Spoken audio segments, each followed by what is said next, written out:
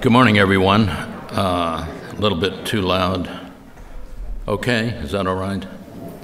Welcome to Rice and to Rice University's Baker Institute for Public Policy.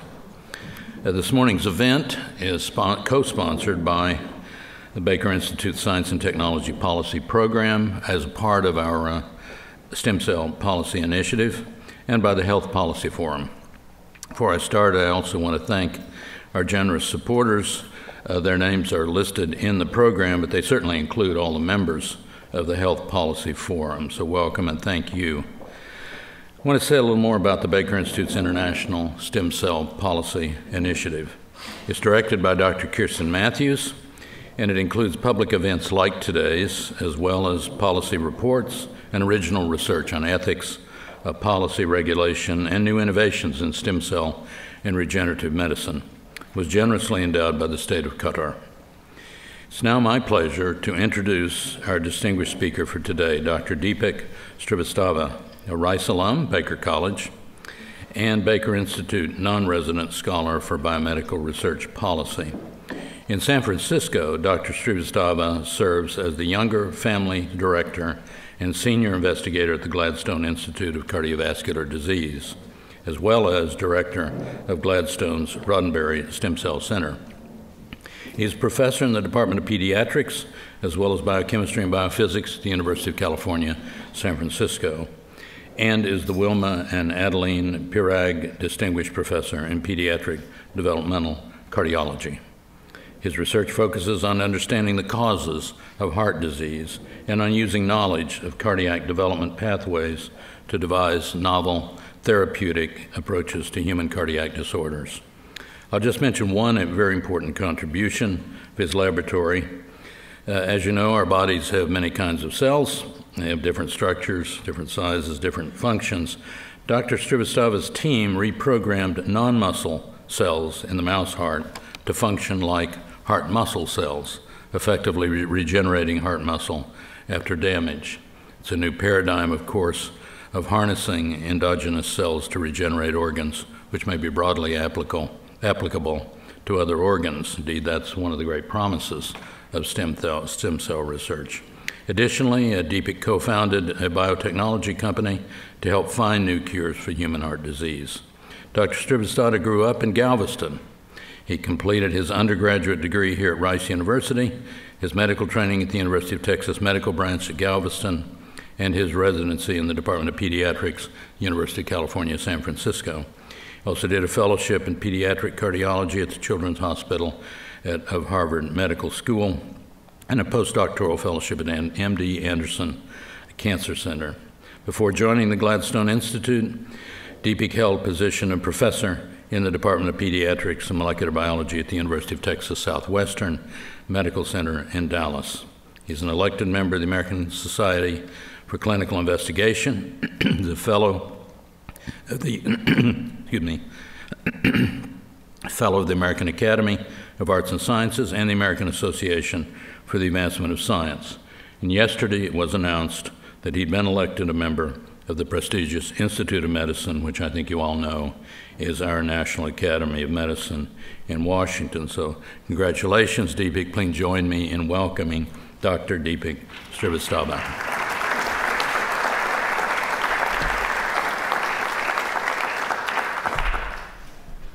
Thank you, Dr. Lang. And it is particularly special for me to be here back on my alma mater, back on the campus at Rice University, where I was just thinking yesterday, it was 30 years ago that I was roaming around as an undergraduate and running around campus at Baker 13. And who'd have thunk I'd be here today and to speak to you all. And it was particularly special to find out yesterday about the election that Dr. Lane mentioned to the Institute of Medicine while I was on my undergraduate campus. So I'm delighted to be here, and I'm looking forward to the discussion we'll have with questions and answers around some of the policy issues surrounding stem cell biology and regenerative medicine. What I thought I'd do as introductory comments are to share with you some of the more exciting sort of frontier aspects of regenerative medicine that are going on right now in the field. And before even doing that, make sure that everybody's on the same page about what we mean when we talk about a stem cell, and what are some of the properties of a stem cell that are critical for our subsequent discussion. So, the first slide. So I think what you're going to see over the next 2 decades is a transformation of how we practice and deliver medicine in a way that's significantly different than what's transpired over the last 20 years. I think most people in my field feel that we've hit an inflection point in the last few years where it's no longer if things are going to happen, it's when. And there have been several revolutions in science that have led to this feeling, and I've tried to illustrate some of them on this slide, certainly not all, but there have been revolutions in genetics, in being able to understand what changes in the DNA are actually associated with human disease in ways that we couldn't even dream of 5 years ago. And there have been changes in how we can analyze the genome and manipulate the genome to correct human disease through various genomic techniques. And I think this is moving forward on its own. And then in the stem cell area, there has been a revolution over the last 6 or 7 years that I'll talk more about that actually facilitates the use of genetics and genomics knowledge to understand human disease at a level of depth that we couldn't also dream of some years ago. And so there's been a lot of talk about stem cells. You see it in the news all the time. Here's from a cover of Time magazine some years ago. It's been promised to cure every ailment under the sun. And I think we will cure a lot of ailments, human ailments, through the use of stem cells. But most people would say in 2014, this has not happened yet. And they're correct. It has not happened yet. But I'm going to share with you where we are right now. And I think you'll see that we are really on the cusp of some major things. And I'll tell you a bit of a story, scientific story, in the second half of the talk about the heart, but the same paradigms will likely apply to most areas of the body, some of which are shown on this slide, that promise to be addressed by the use of stem cells or the technology developed around it. So before I go into that, I want to make sure everybody is in agreement about what defines a stem cell. And there are really only 2 things that are necessary for you to call a cell a stem cell. The first is that every time that cell divides into 2, that one of the cell is identical to the parent cell. And that means that this cell can do this loop again because it's exactly the same. And the other cell has the ability to turn into lots of other cell types. And in an embryonic stem cell, this is the only cell type in the body that has the ability to turn into all the different cells of the body. And then you have adult stem cells that can turn into a smaller set of things. And an embryonic stem cell goes through a phase where it gets more restricted, where it can't turn into everything, but it can still turn into a lot of things. And for example, there may be a precursor cell that can turn into brain cells, another one that can turn into muscle cells, and then yet another that can form cells of the gut. But the bottom line is you start with a single cell, and it has the potential to turn into the over 200 different cell types that make up the human body. Now, you might ask, how is it that this cell has the exact same DNA in it that this muscle cell does, which is the case. Every cell in your body has the exact same genetic code, yet they're so different. Your brain cell is so different from your heart cell. How does that happen? And so it's actually pretty simple now that we understand it. It turns out that each cell may code for, the DNA may code for about 25,000 or fewer genes in that. And each gene is turned into a protein that actually does the work of the cell. Now, in every cell in your body, all 25 of these genes are not active. In your heart cell, there may be about 5,000 of these genes that are active and 20,000 that are shut off. In a brain cell, there'll also be 5,000 active and 20,000 shut off. The only difference between those two cells is the set of 5,000 that are on and the set of 20,000 that are off are different. That's it. It's as simple as that. And so the corollary to that is that if you could control which 5,000 were on and which 5,000 were off, you could probably switch the fate of that cell into whatever you wanted if you knew how to control those thousands of genes. And I'll come back to that point in a little bit, because that's actually forms the foundation for a new technology that we call cellular reprogramming that has really changed the stem cell field. And so conceptually, if you think of a chromosome, so DNA is packed into chromosomes that look like this, and each of us has 46 of these. If you imagine that these stripes, so let's say the blue stripes represents the genes, areas of the chromosome that should be active for this cell to become a heart cell. So if the blue areas are active, this is a heart cell. If you shut off those blue areas and turn on the green areas, then it's a brain cell. So that's what would define a cell in your body. Now, in an embryonic stem cell, the reason it can turn into all these different cell types is that those areas of the genome are not committed. They haven't decided yet what'll be on and what'll be off. They're sort of all sitting there waiting for instructions. And an embryonic stem cell, which would look something like this in a dish, are derived from a 5-day-old embryo. So what that means is 5 days after fertilization, an embryo looks something like this. There's a ball of cells here. If you take them out and put them in a dish, we call those embryonic stem cells.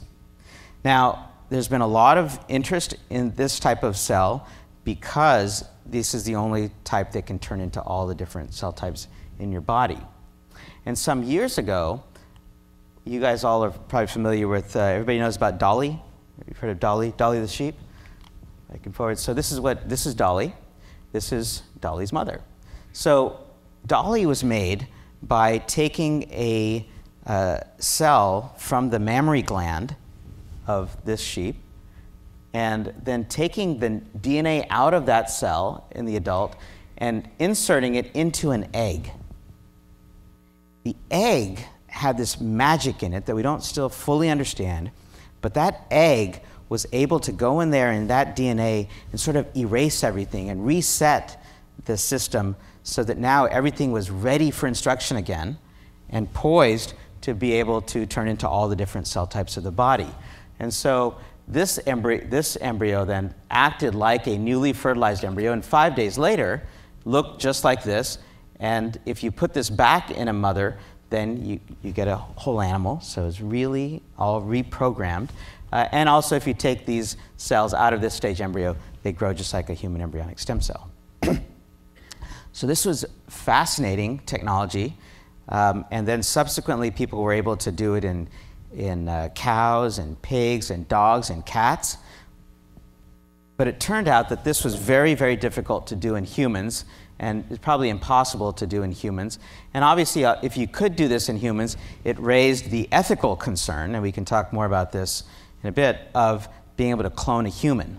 And so many of you remember this discussion occurred in the late 90s, early 2000s, and people thought, well, if you can do this, now all of a sudden we might have human clones running around, and that might be a bad thing. Everybody agreed upon that. But there was still concern that a rogue laboratory somewhere in the world could go and try to clone humans. And that led to a ban on cloning. It also led to a lot of discussion about human embryonic stem cells. And as you know, in 2001, President Bush put a moratorium on creating new human embryonic stem cell lines. And the issue is that you'd have to take, even if you're creating human embryonic stem cells from this 5-day-old embryo, you have to destroy that embryo in order to get the cells. And reasonable people can then debate whether or not that is an ethical challenge or not. And it very well may be if you consider life beginning at conception. And that's not something we're going to resolve, I think, through discussion. So that led to some investment in human embryonic stem cell research, but a very limited amount. For years, out of the $30 billion National Institutes of Health budget, the total amount spent on human embryonic stem cell research was about $20 to $25 million on a very limited number of lines that were made. And so that slowed down, I think, considerably research in that area. But you can understand that I think I grew up in Texas also, and I think whether it's here or other parts of the country, there are a lot of people that could have reasonable concerns. So this is the breakthrough that I want to share with you that I think overcame a lot of those issues, maybe all of those issues, certainly all the ethical issues. And that is one of my colleagues that I had recruited to the Gladstone Institutes back in 2007, and he'd actually trained in Gladstone in the 1990s, Shinya Yamanaka, found a way where you could take a skin cell from an adult, anybody in this room, and by introducing a combination of just 4 sort of master regulators that would go all over, sit all over the genome and flip these switches at thousands of spots in the DNA, those 4 genes were powerful enough to convert this skin cell into a cell that looked and behaved just like a human embryonic stem cell in most ways that we can measure. So this was phenomenal. It obviated the entire ethical debate about needing to create a 5-day-old embryo and then take the cells out of it. It also made it so that we could take a skin cell from anybody in this room. If you needed, say, more heart cells, turn your skin cells into stem cells and then back into heart cells and maybe use them for repairing your tissue, and you wouldn't reject those cells because they're your own. It's your own DNA. Your body would recognize these as self and not reject these cells. So this was a huge breakthrough that opened up the stem cell field and was a technology that everybody could get behind, and this occurred about in 2007. And so I want to show you this video that sort of conceptualizes the event that's occurring in these cells. And here's a mouse. I just need to click on this to play this video for you. So what you see here is, there we go, these balls on the top of a hill, and think of these as a stem cell that can go into any one of these valleys and turn into a cell. And we always thought this was a one-way track. Now we know that if these 4 genes can reset and push this ball back up the hill, so now it's just like the stem cell that can now go again into any of these different types of cells or these valleys. Okay? I'm going to come back to this model, conceptual model, again in a few minutes. And so this was such a profound discovery that within a very short period of only 5 years, the Nobel Prize Committee recognized this with the award in 2012, and this is Shinya Yamanaka, who runs a laboratory both at Gladstone and Kyoto, where he's from originally and goes back and forth. And so we can begin to think now, as I mentioned, of taking cells from an individual, reprogramming the DNA in such the way that it's reset to a stem cell-like state, and then turn those into, and I should mention, Shinya coined the term IPS, sort of after the Apple I everything, induced pluripotent stem cells, because these embryonic stem cells have the feature that they're what we call pluripotent, meaning they can have the potential to turn into lots of different things. So I'm going to use this term IPS cells. And these IPS cells, as I mentioned now, could be used to transplant back into the same patient and because they're genetically matched. So you can imagine turning these into brain or heart cells that can go back into the patient. But there's an entirely different use of these that's not really related to regenerative medicine that actually is extremely powerful. And that is to be able to use these cells to find new drugs for human diseases that have been intractable to date. And so what you're going to see just in the next few years, because this is already happening now, is that human diseases, we will discover new drugs for those diseases using stem cell technology in the following way. Imagine right now if a drug company wants to find a new drug for Alzheimer's disease, which a lot of them do, and have tried about 30 different drugs. Every one of them has failed in the clinic. one of the potential reasons is that when we make a drug and test a drug to Alzheimer's, what we do is we use a cell type that's not a human brain cell. It might be from a hamster. It might even be a kidney cell. We try to manipulate the system, find a drug that might target what we think is causing Alzheimer's, and then go forward with that. What would make a lot more sense is if you had a brain cell, not just a brain cell, a human brain cell, and not just a human brain cell, but a human brain cell from a patient with Alzheimer's in front of you in a dish that you could test that drug on. And if it worked there, it still might not work in the whole human because we're complicated, but the odds of it working probably are a lot higher than if you didn't have that. And so now we actually can imagine, and are doing so, taking skin cells from people with Alzheimer's, turning them into iPS cells, and then turning those cells into a brain cell, and now you've got what you want. You've got a human brain cell from a patient with Alzheimer's in front of you, and you can test your drugs there. That is happening now for Parkinson's, Alzheimer's, Huntington's, all at Gladstone, for various heart diseases, and all across the world laboratories are doing this for virtually every disease you can imagine. And those drugs, we're starting to find drugs using this, and those are the ones that'll get into the clinic. And one can imagine that the odds of the success are going to be a lot higher. And so in order to do this, one has to be able to efficiently make the cells that you want from these iPS cells. And so I'm just going to give you an example here. These cells that you're seeing beat here in this monolayer, all connected, used to be on somebody's skin. We took it off that person's skin, turned them into iPS cells, and then into heart cells, just by controlling all those switches. And the beauty of it was that we didn't have to control thousands of switches. The system is set up so if you just hit a few key nodes, those will then go flip all the switches on their own, and they know how to do it. So we don't have to know everything. We just have to push the cell in the right direction and can get this. I can go to the next slide.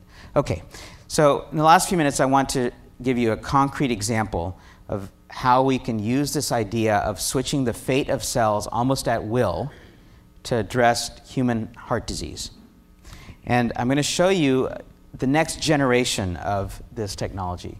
So heart disease is still the leading cause of death, both for men and women, and actually children.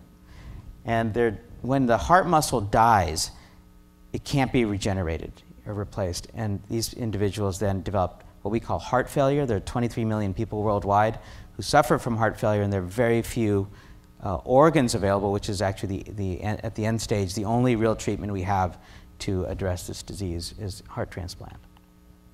And this is what a heart might look like if part of it's been damaged here, typically at the apex of the heart. If you cut this in a section, this is the left ventricle of the heart, this is the right. This red area is muscle and the blue area is scar. And all this area, the muscle has died if it doesn't get blood. This is what happens in a heart attack, and it gets replaced by scar. And the only real solution here is we've lost heart muscle. The only solution is to somehow replace it with new muscle. And so those beating cells I showed you in a dish that are from stem cells, we and others have been trying to inject those into this region and get them to turn into new muscle there and increase the force of pumping of the heart. And we're trying to do that. We've faced many hurdles so far that I think we can overcome, but those cells mostly die when we put them in. They don't right now electrically couple with one another, and they don't really fully mature, and so that hasn't worked so well as yet. Now, it turns out that we know that even though it looks like this heart is all muscle, it's not. Only half of the cells in the human adult heart are muscle, and the other half are these support cells that send signals to the muscle, but they're never meant to be muscle. And those cells make up half the cells in the heart, and we call those fibroblasts. And I'll use that term again. So these fibroblasts are sitting there. They are the ones also that get activated and called upon to make this scar tissue when the heart gets damaged. And so what we thought a few years ago is, what if we could harness those cells that are already there in the organ? They're sitting there. what if we can reprogram a fibroblast, which is in the skin, to a stem cell? What if we could just take those cells in the heart that are cardiac fibroblasts and trick them to somehow turn into new muscle right there in the organ and regenerate sort of from within? And that's what we've been able to do. And the way we did that is to go back and ask, how does nature normally make a heart? And my laboratory had spent 15 years at this point trying to figure that out, because that's what goes wrong in children with heart disease, and I'm trained as a pediatric cardiologist. And so we worked out over the years the key gene networks that tell a cell to become a heart cell. And what we essentially did is we asked, if we redeployed those same networks that nature uses into an adult non-muscle cell, could we somehow convert that cell? And it turned out that we were able to. And I won't go into the details of this, but suffice it to say that a combination, in this case, of 3 key genes that are different from the ones that turn a skin cell into a stem cell, now key ones that are used to make a heart, those 3 genes were enough by themselves to go in the genome and flip all those switches on and off so that this cell now thought it was a muscle cell. And it turns out that if we do this experiment I'll show you here, take in a mouse, tie off a coronary artery and block off the blood flow to mimic a heart attack, which happens in humans, and then take a needle and inject into that muscle these 3 genes, and then wait a few weeks. We can take the heart out and look at it and cut it in sections and look at it. We could also digest this heart into individual cells in a dish, and this is what you see here. This green marks a cell that used to be a non-muscle cell, and we can track it with this green color. So we know that this used to be a fibroblast, and this was a previously existing muscle cell. And I think it was, the movie was going a second ago. I don't know if you guys can reactivate the movie, but both of these beat when we electrically stimulate them, and they're virtually indistinguishable from a regular heart cell. So we can do this just with the combination of 3 genes and trick this cell into becoming a new heart cell. And the most remarkable thing is when we look at whether or not in a mouse, if we do a clinical trial essentially, where, before I do that, I'm going to show you, go back to this movie and show you the conceptual difference between what we did here and what I showed you before. So now we're taking a cell that was in one of these valleys. It's already a committed adult cell. It knows what it is. And if you can play this movie, thank you. Then what we're doing now is introducing genes into these cells, now not pushing them back up the hill and then down like I showed you before, but now instead we're having that cell just go over the hump, over the hill, from one valley directly into another valley. And we found that these cells don't actually ever become a stem cell. They go directly from one adult cell type to another. And actually that has some safety properties that are valuable, because one of the things we worry about with stem cells is when we put them in, turn them into, say, a heart cell and put them in, some of them might still be stuck up here and then could do bad things and turn into tumors or cancers and things like that. And so here we actually never even go up the hill, we just go over this hump. Okay, so we tested this in mice then by tying off the coronary artery in a large number of mice, introducing these genes, and then we did ultrasounds or echocardiograms on mice every week for about 3 months, and then put them in a little MRI machine, which we have for little mice, and they go in there and we get MRI images that is the best way to measure the output of the heart every time it pumps. I'll just show you this one slide, and I'll draw your attention to this graph here. These are representative of images of the MRIs. But the dashed line that you see here is what the cardiac output, how much blood comes out of the heart with every pump, should be in a normal mouse that's not injured. The blue bar is what happens when we tie off the coronary artery and don't do anything, so it's down. The green bar is what happens when we treat them. It's still not normal, but it's a lot better. And if we look at what these hearts look like, if we cut a section of this, this is what a heart looks like when it's been damaged, and this is what human hearts look like after a heart attack. This is good muscle. This whole area of the left ventricle in the circle cavity here is all scar. It's huge.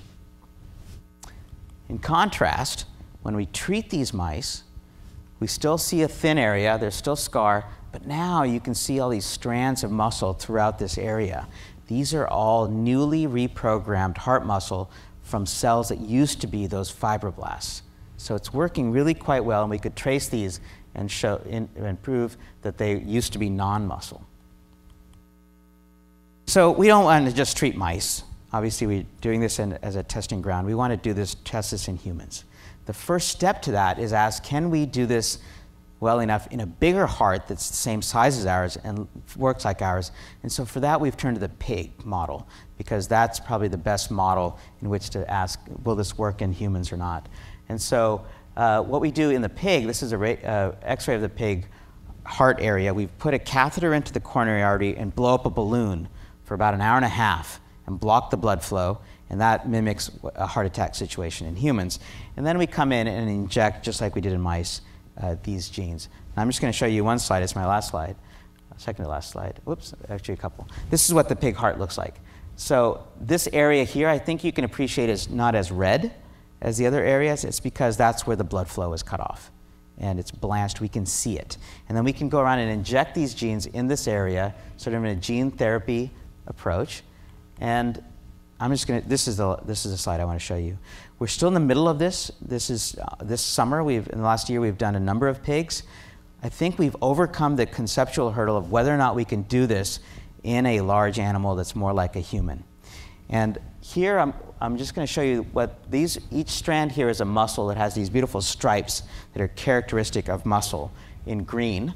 And then the red marker is a marker we use stain with to indicate these fibroblasts.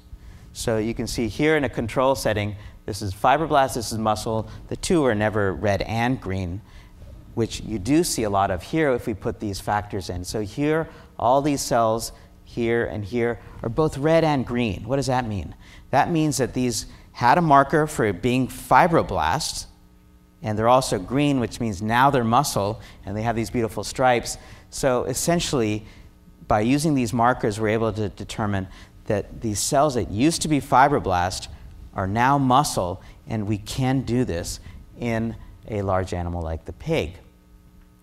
So we're in the midst right now, and I don't have the result for you, of testing this in a large number of pigs where we put those pigs in an MRI machine, and these are big pigs, so we actually need big MRI machines. And we'll know in the next few months if we're able to do it well enough to actually improve their function. And if so, and probably we'll have to tweak it, we hope to move forward to a clinical trial within the next few years in humans.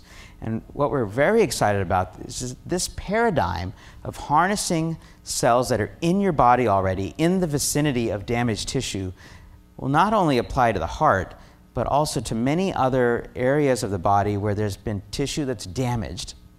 And you might be able to call upon neighboring cells and trick them into becoming the cell types you've lost to repair and regenerate that damaged tissue. And over the last few years, many people have done this in a dish for all these different cell types, and more recently in the last few months done it in vivo, or in the animals for things like brain repair, spinal cord injury, and the ear, where you lose hair cells that cause hearing loss, is also amenable to this.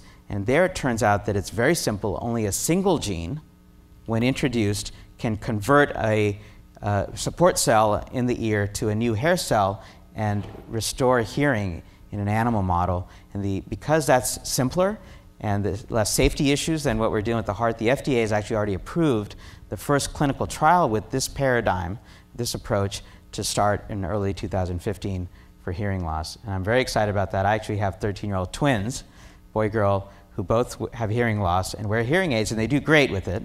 But boy, I think they'd love to not be wearing those hearing aids. So I think it's an exciting time in science.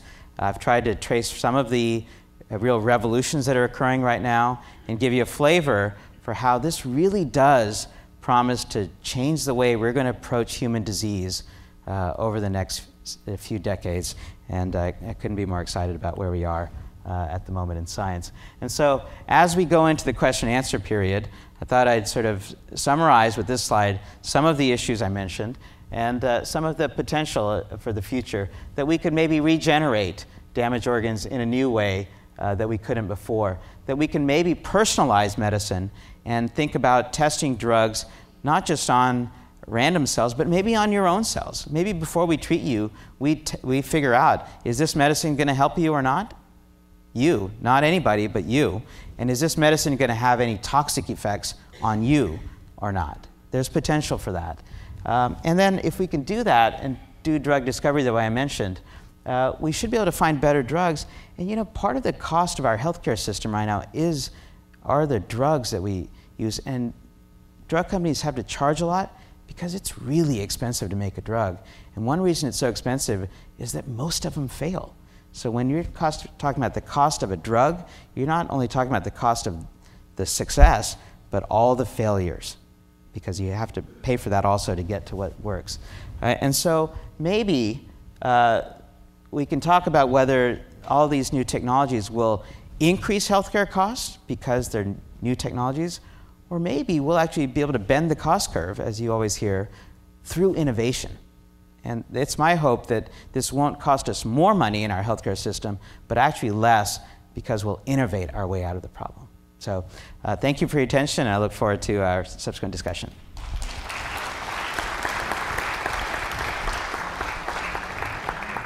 Okay. I have a little discussion up here, but then we're going to open the floor for questions. But let's start up here on the chairs. So thank you. I especially liked your comments on need help with the hair, and it's a different kind of hair. And the hearing is also an issue, and I won't even talk about the brain.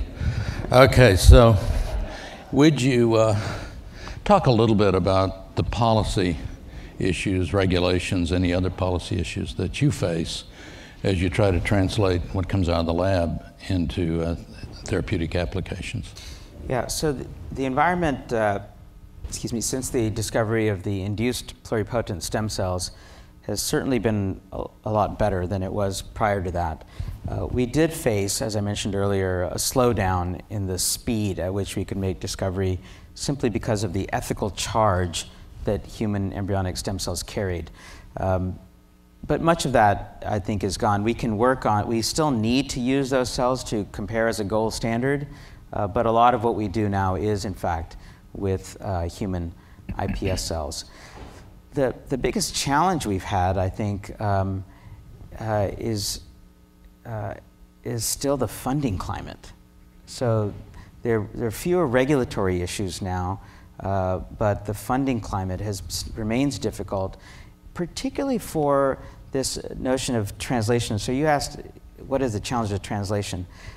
We can get money for the basic discoveries I mentioned to you once we've sort of made it seem feasible.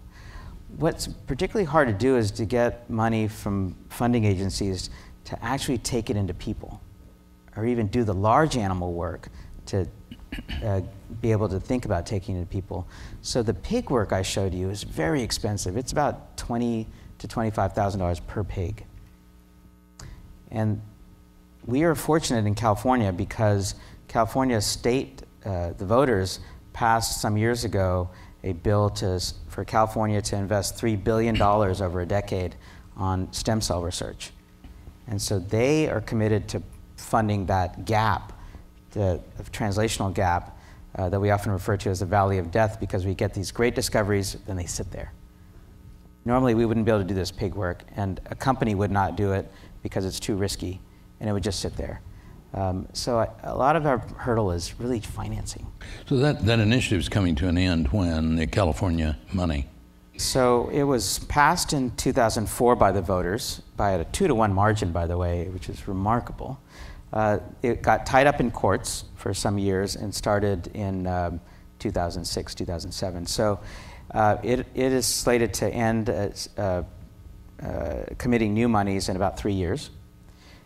It's going to be on the ballot. There's already an effort underway to put it on the ballot again in 2016 in California to the voters to make the case that this has been a remarkably successful venture.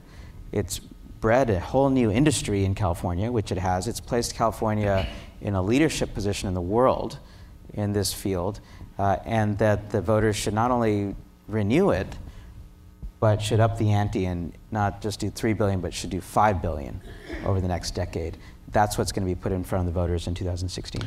And on the federal government side, do you see a change? I mean, has the funding for stem cell research increased in recent years in spite of the NIH budget sliding for a decade?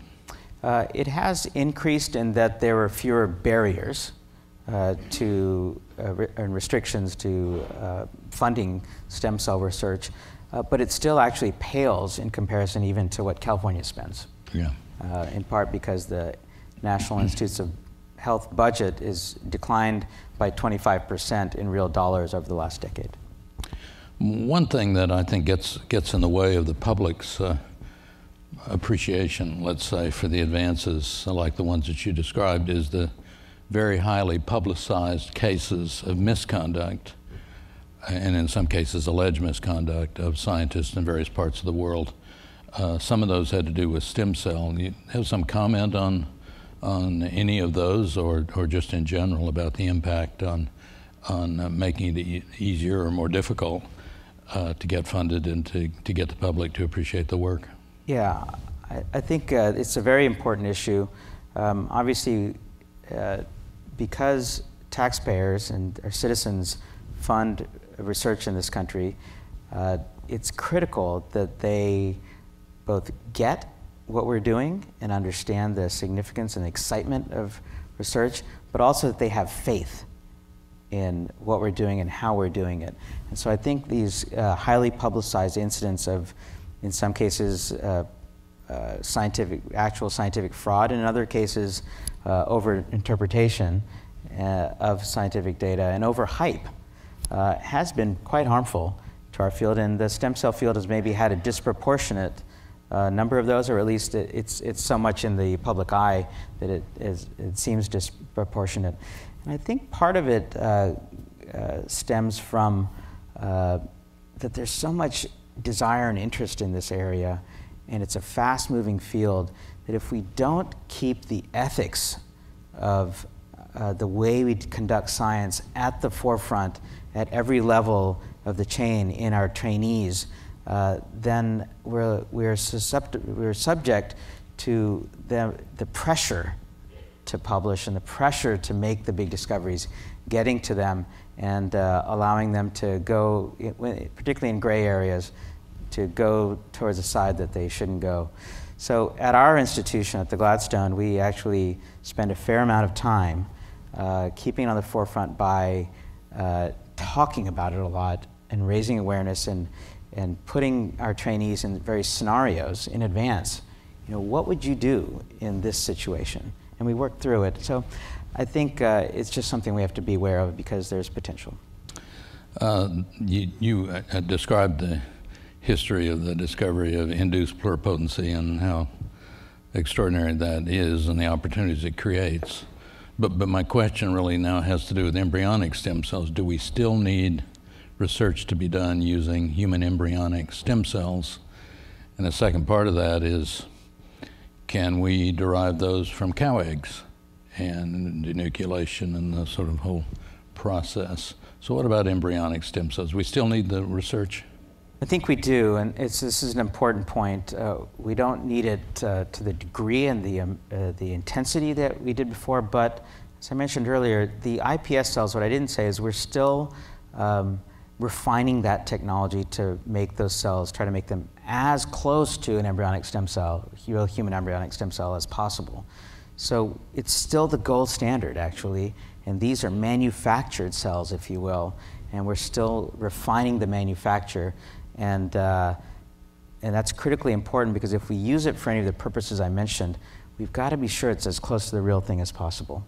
Okay. And so I think it's still important. I'm going to ask one more question, but raise your hand so we can get the mic to you.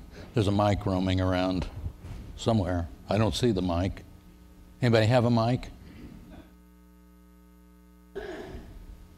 Okay, so let's get a mic to some folks with their hands up, and I'll ask one more question, and then we'll take questions from several of you. What about stem cell tourism? So there people making money, advertising, all kinds of cures around the world with methods that I think have not been seriously tested scientifically and certainly approved. Is this a concern, big concern, little concern? What would you say? I think it's a very significant issue. You can go online right now and you can pull up over 100 different websites from around the world of stem cell clinics that will promise to cure virtually every human condition under the sun. You name it, you'll find a website where they will offer to cure it for about $75,000. And I understand what lures people to these things, because if you have an ailment that Western medicine has no solution for, you're desperate. You have a sense of urgency, as we do in the scientific world, but you're desperate. And so if somebody offers you to cure you, and if you have the means, then you might go do that. And the danger is twofold. One is that those cures that are unproven may actually cause harm. And when those things cause harm, it'll dampen the enthusiasm for the rest of the field in general. So there's a lot of risk from that, and to just do harm to people. So far, fortunately, there hasn't been a lot of that. People have spent a lot of money, and so far, not a lot of bad things have happened, so that's good. And sometimes there are people with, if they drop $100,000 and they lose it, they don't know any better, it doesn't make or break them. But for a lot of people that are doing this, they're mortgaging their home, they're uprooting themselves from their family when they're their sickest, they're traveling across the world, and they get hope, and they lose everything. And it's not right. And we have tried as a society to limit that, but we've actually been sued as a society, the Stem Cell Society, International Stem Cell Society, and so we are limited in our ability to advise, and so we try to advise the public about this, but we are not successful in trying to regulate those websites, and there's no international body of regulation for these things. So it's a very significant issue, and one that we worry about a lot. Thank you. So we're ready to take questions. Anybody have a mic? Who has a mic? Please, right here in the second.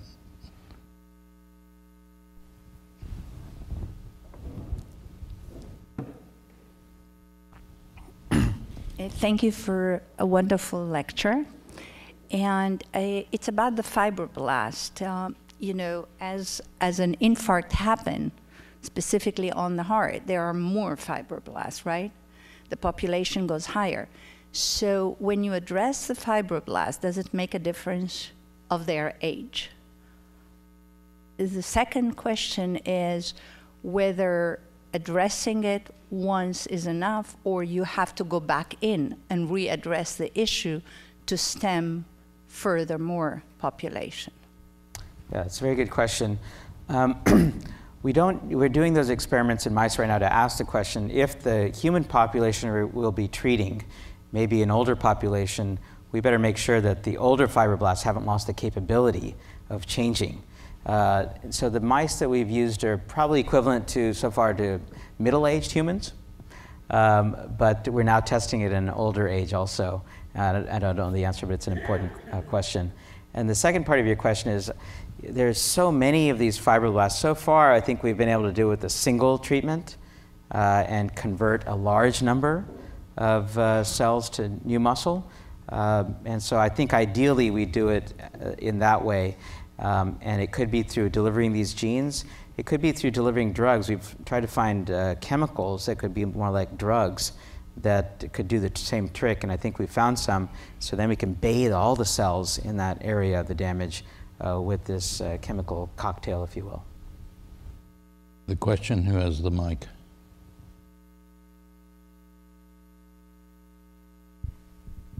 Hi, thank you for your, first I want to say thank you. I really admire your passion for this subject.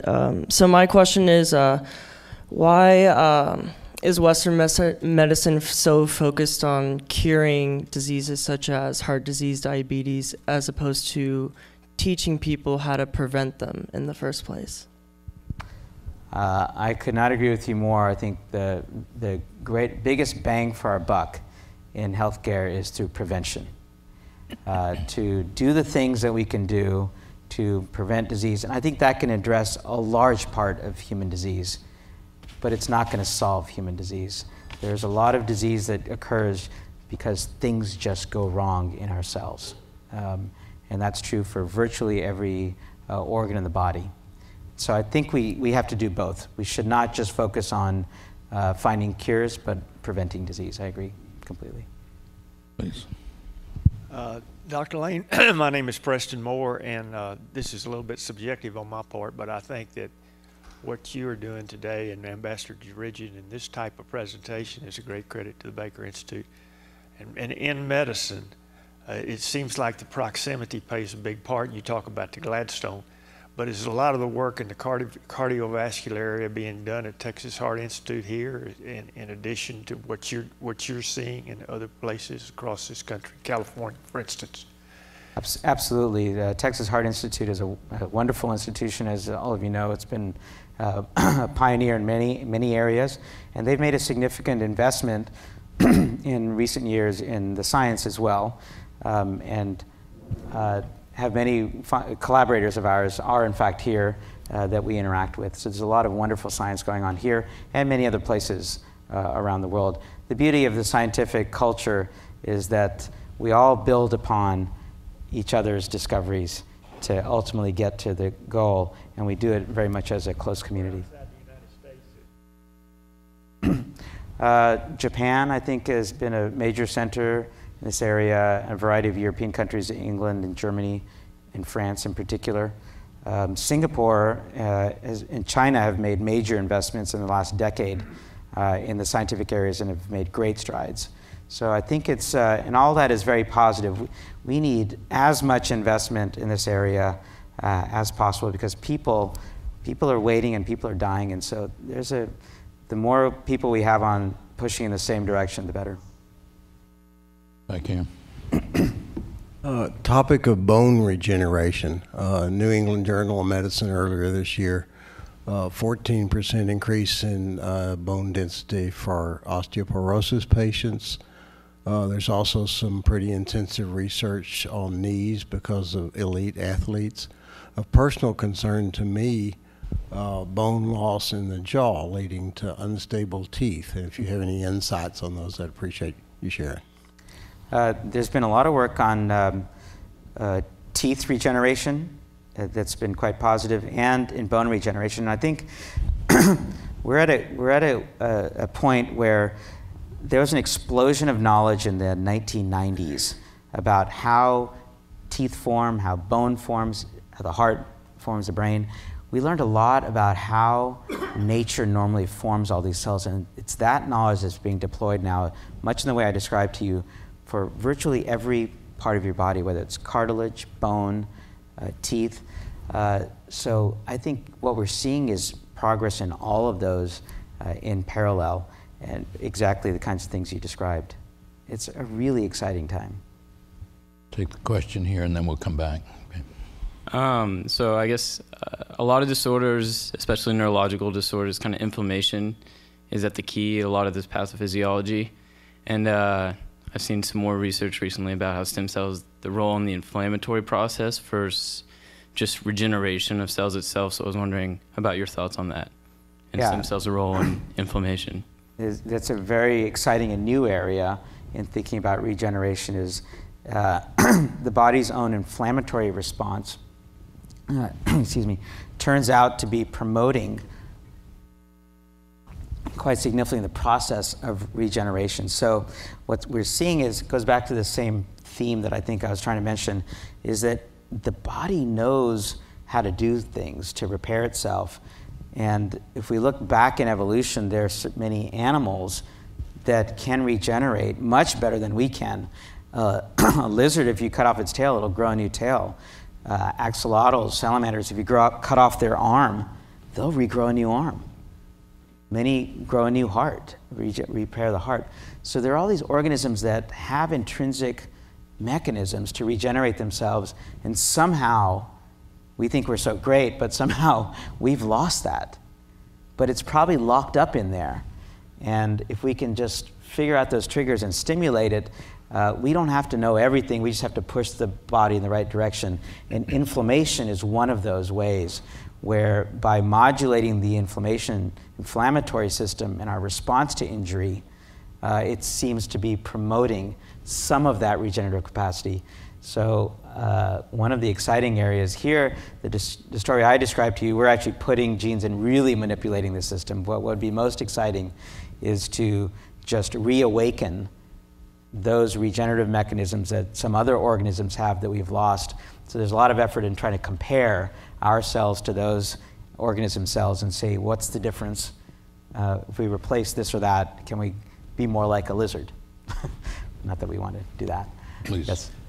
2 questions, please. Would you comment a little bit further about the difference in malignancy risk from an iPS cell and a fibroblast? And the second question is, once these cells are introduced into an organ, what about their interconnectivity? Say a muscle, a heart cell, or a brain cell in terms of electrical connections, receptors, vasculature, transmitters? Those are great questions. For the first question, an iPS cell or a human embryonic stem cell both carry, I think, similar risk in that, let's say we turn those into the cells for a spinal cord injury or repair, we put them in. Even if we have 1 in 10,000 cells that are sort of rogue cells and still are pluripotent, still have potential to do lots of different things, those can then divide, because I told you that's the property of a stem cell, and can cause trouble and malignancies. That's what we worry about. If we convert an adult cell, fibroblast, directly into another cell without being a stem cell, I think it gets rid of most of those concerns because they don't really have the capability of turning into anything else. So from a malignancy standpoint, this what we call direct reprogramming without going through a stem cell stage may be safer. Your second question is, what about the connectivity with the tissue it's in?